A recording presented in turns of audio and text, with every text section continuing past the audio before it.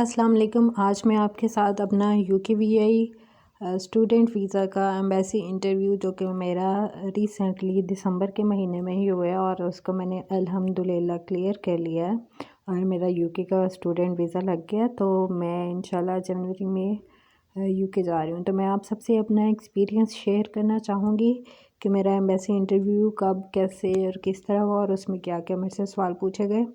सबसे पहले जो सवाल है मैं आपको बताती चलूँ कि उन्होंने मेरे से कहा कि आप मुझे अपना रूम सारा चेक कराएं। इसके बाद आपके साथ कोई है तो नहीं, कोई ऐसी सस्पिशियस एक्टिविटी। मैंने अपने बैक कैमरे से सारा रूम, टेबल, सोफ़ा जहाँ मैं बैठी थी वो चेक करवाया और उन्होंने कहा कि ये इंटरव्यू 2 पार्ट में होगा।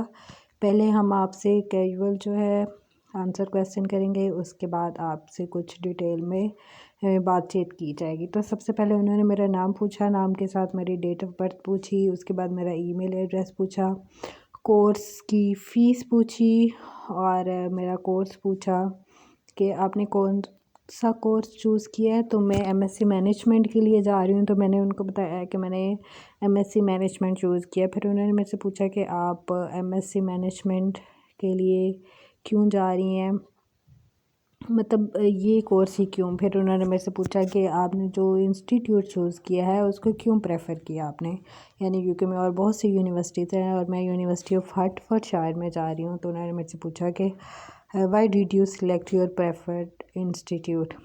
अच्छा, इसके अलावा फिर उनका अगला सवाल था कि which other university do you have considered other than Hertfordshire and UK.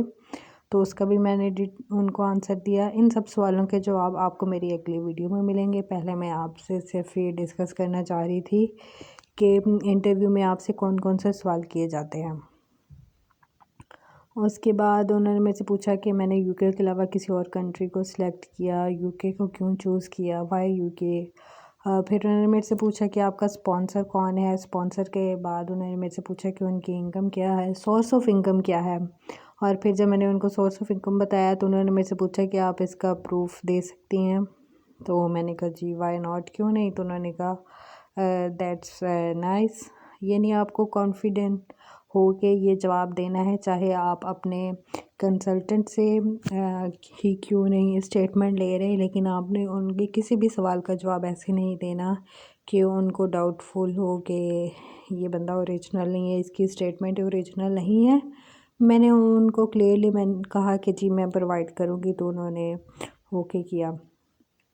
फिर इसके बाद उन्होंने मेरे से पूछा कि मैं इस डिग्री का जो है वो फ्यूचर में बेनिफिट क्या होगा, और वो आपसे याद रहे कि आपके स्पॉन्सर का नेम यानी फ़ादर का नेम भी पूछ सकते हैं।